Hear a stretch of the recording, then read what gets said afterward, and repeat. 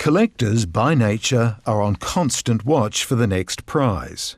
Ian Maidment prefers paintings, but when he saw this plaque, he had to have it. I had to go up to $600, but I wasn't going to let it go.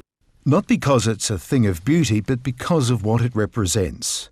The sterling silver inscription says, presented to the murder squad, New Scotland Yard, by the South Australia Police, to mark a pleasant association. Adelaide, August to October 1972.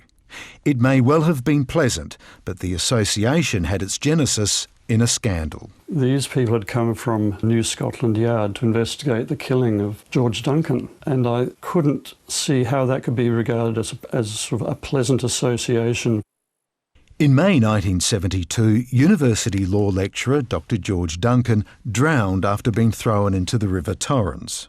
The area was a well-known gay beat. Male homosexuality was a criminal offence. 3 police vice squad members were suspected of the crime. After a coronial inquest failed to establish who killed Duncan, 2 Scotland Yard detectives were dispatched from London to investigate. Back then, John Murray was a young detective, rising to Assistant SA Police Commissioner, then Deputy Federal Police Commissioner, and now novelist.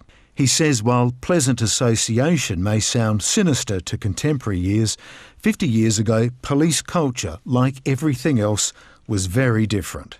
Hospitality and a commemorative plaque was standard practice. They were taken to places beyond the investigation. They saw a fair bit of the state and they saw a fair bit of the pubs and restaurants. The Scotland Yard detectives believed there was evidence to have the 3 South Australian officers charged. The government disagreed. In the mid-80s, after another investigation, 2 of the officers faced trial on manslaughter charges. Both were acquitted. Duncan's death pushed the country along the road to decriminalise homosexuality.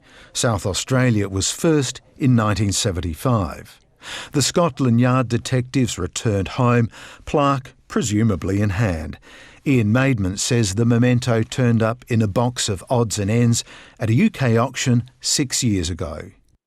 It's a relic of the past, but also a timely reminder of how modern Australian society became what it is. But what to do with the plaque next? I don't know. That's a dilemma.